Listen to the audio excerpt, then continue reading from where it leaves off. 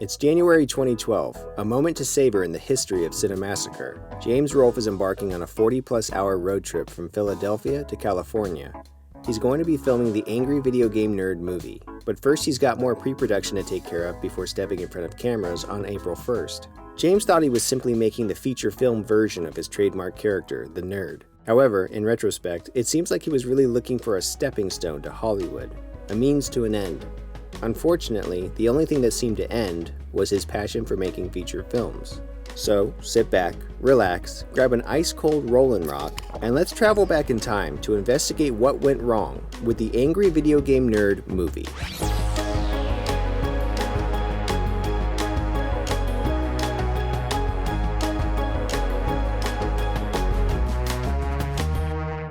In 2007, a rough outline for an Angry Video Game Nerd movie was completed. It had been 3 years since James Rolfe created his titular character and amassed a large audience for his flagship series. James never intended for his Nintendo Review parody to go past the trilogy of episodes he initially released. However, due to its popularity, he was galvanized to make his very first feature film. James has always been a backyard filmmaker. What a great opportunity this could be. A script was completed, followed by several rewrites in 2008.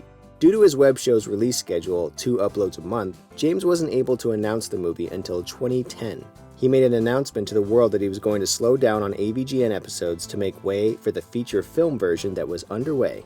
By 2011, James flew to LA to meet with his co-writer, co-director, Kevin Finn, and producer Sean Keegan, both of them childhood friends. They spoke to investors to see if they could secure funding that way. No luck. This is a revelation that may have been surprising to the three friends. I mean, Cinemassacre's YouTube channel wasn't at 1 million subscribers yet, but it was getting close. He had a fervent fan base. I guess Hollywood couldn't see the potential. By October of 2011, producer Sean Keegan launched an Indiegogo campaign as well as set up a PayPal account for fans to give donations to. The crew only expected to make a portion of their budget, but instead raised 433% of its goal. So it went from a goal of $75,000 to a reality of $325,327 raised. The fans showed up in a big way. The rest of the year was used to complete all storyboards for the movie. It was decided that principal photography would take place in Los Angeles, where many studio productions typically film.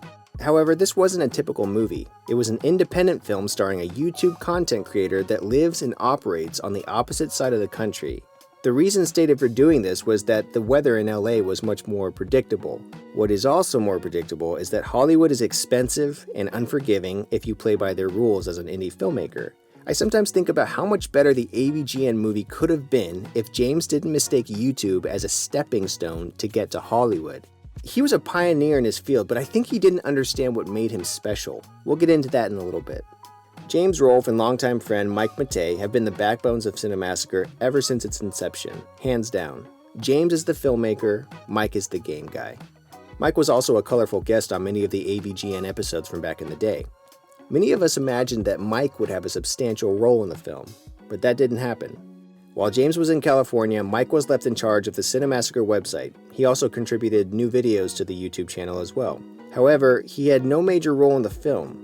He and Kyle Justin, the maker of the original AVGN theme, do make a brief green screen appearance of no importance. Meanwhile, James wrote a movie that ignored all of the supporting characters from the show. I'm not saying that Mike wanted to be in the movie or that he was even comfortable with the idea. I'm saying that it seemed like a strange move to replace him with characters who have no prior history to the nerd character, especially when you consider that James plays so much better off of people he knows and feels comfortable with. So it's January 2012. We're on the road with James, his wife, and their 2 cats.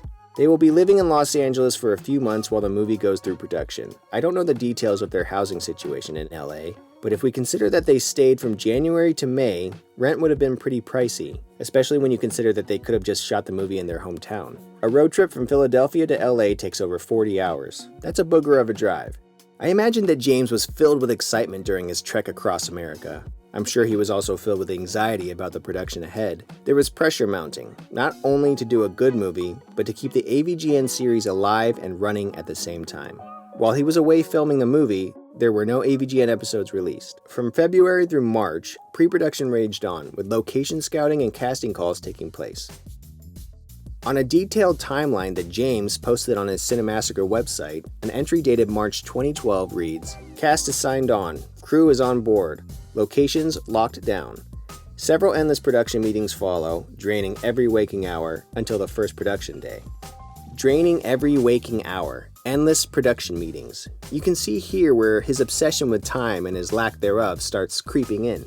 I won't go through every detail of production. Instead, I'll point out a few interesting entries from the production timeline. The following entries illustrate where James's phobia of time may have come from. April 1st, 2012. Shooting begins. Residential location. Electrical problems. Almost didn't get all the shots. April 3rd, 2012. Amusement park location. Park shut down early. Barely made our shots. April 13th through the 15th, 2012. Nature strikes. Our most daunting shoot of all at a desert location got rained on. The location at an abandoned mining property was flooded, so the shoot had to be postponed to the very end of the schedule. Hundreds of background actors had to be rescheduled, and certain flights needed to be rebooked. Yeah, that would suck. Directing and organizing that many background actors would be a challenge for any size film. April 24th to May 2nd, 2012. Due to time constraints, many elaborate effect shots were postponed for a future date on the East Coast. May 4th through the 7th, 2012. 4 days in the desert, filming big scenes, including a crowd of fans. By the final night, the whole crew was pushed to the limits of exhaustion. We went overtime and still didn't make all our shots. May 9th, 2012. Filming an electrical plant. Rushed all day, but ran out of time. Many shots missing that will have to be picked up on the East Coast. May 15th, 2012. Leaving for home. Road trip begins. As you can see, the theme of the AVGN movie production was that there was no time. To be fair, as a filmmaker myself, having made 3 indie feature films, I can attest to the fact that there always seems to be a lack of time. You're always battling against the schedule, especially on a low-budget movie. Although my last movie cost a little over $26,000 and James had over $325,000 at his disposal, which is, no big deal, but yeah, wow. I wish I had that money, damn. But before going deeper into what could have been, let's quickly get up to speed. Post-production was a long one. It went from August 2012 to June 2014, much longer than James was expecting. He had to do a lot of pickup shots and VFX work. A lot of it was done with the help of family and friends. Although it was a long wait, fans were patient, and James was transparent with the process, making many videos chronicling what was going on. The Angry Video Game Nerd movie premiered at the Grauman's Egyptian Theater on July 21st, 2014 in Hollywood. The movie was finally finished. I know that the film was received well by some people. I'm sure it was exciting to watch at one of the many screenings James and company did throughout the early days of its release. However, to a casual fan of the nerd like myself, the movie was terrible. In so many ways, really. Off the top of my head, let's start with Cooper. Why? Why do we need a brand new sidekick character? I mean, this would have been a great opportunity to have Mike step up in a role. Or Kyle Justin, someone from the actual show we've come to know and love. Chemistry between actors is crucial. James and Cooper don't have it, and it brings the movie down. Mandy. What was the purpose of her being undercover? She's a marketing guru, but had to gain the nerd's trust so that he'll review the game she's in charge of. But why not just offer the nerd some money to review it? I mean, he's just working at the local game cops. He's an everyman. Except he's not. Everywhere he goes, he's inundated by a bunch of rabid fans of his work, which is douchey. Remember, James wrote it that way, which seems a little masturbatory, don't you think? If he's this much of a celebrated internet figure, he wouldn't need to be working at the game shop. It makes no sense. Is Mandy a love interest? Not really. They set it up with the nerd, then it just switches to Cooper out of nowhere at the end. Plus, do we even need the love interest angle? It's like James's wife saw it written in the script and said, "No way, you're not kissing someone in your little movie, or signing tits." Or James felt like she would get mad or something, so he handed it off to Cooper. Another thing, the scene where the nerd and Mandy are playing a game and it sounds like they're bumping pocket protectors, if you know what I mean, it's awkward. Like, this is how James flirts. It's shit pickle. The terrible line Mandy has to say about not wanting to subject herself to a sexy catfight, but she guesses that's impossible now. Bleck. Okay? You spell that B-L-E-C-H, it means blech. I really hate that line. Sergeant McButter. Not given much to do, but when she is, it's to say things like, "I'm not wearing any panties." And I'm like, that's a stupid line. Overall, it seems like James had a hard time writing female characters for this movie. They came across as a hollow shell. If it weren't for the fact that James is married, I would assume he's never had contact with a female in his life. The runtime is obnoxious. A lot of times the plot doesn't make sense. It definitely doesn't justify its runtime of 2 hours. I think the movie could have benefited from a breezy runtime of 70 to 80 minutes. But worst of all, James's unbelievably bad acting. If you watch the AVGN show, James can be very funny and convincing with his anger and frustration. He's also someone the audience likes hanging out with. But in the movie, it's like a cardboard cutout of him. It's like the instant he was taken out of his basement in Philadelphia and transported to LA, all of his natural charisma made an anal evacuation. Here, watch.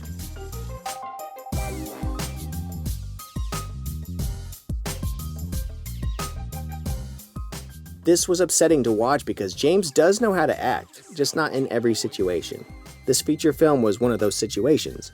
I hate this soulless mouth thing he's doing. It's like a nervous tick when he doesn't know what else to do. This is not the Muppets. Here's a few things that could have made this whole endeavor better. 1. Shoot locally. James should have used his hometown as a place to pull favors and work with people he feels comfortable with. He works best with people he knows and trusts. For the movie, he was mainly working with strangers that he hired when in LA for a few months. No solid working relationship prior to that. 2. Simplify the script. There's no reason the movie needed all the hoopla that the script included. If it were actually funny, then maybe, but it cost a lot to achieve what they did. Tanks, props, locations, big casting crew, lodging in LA.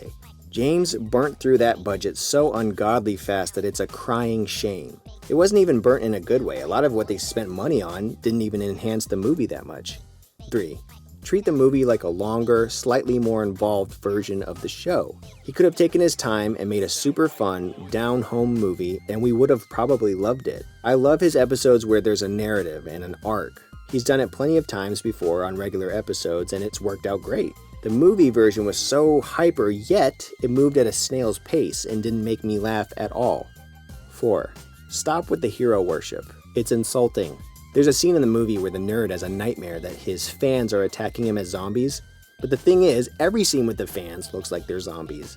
They mindlessly worship him in the movie, and he's constantly saying he's got to do it for the fans. Stop. I'm sure James loves his fans and was making this movie to satisfy them. But constantly shining a light on how loved he is by them is just cringy.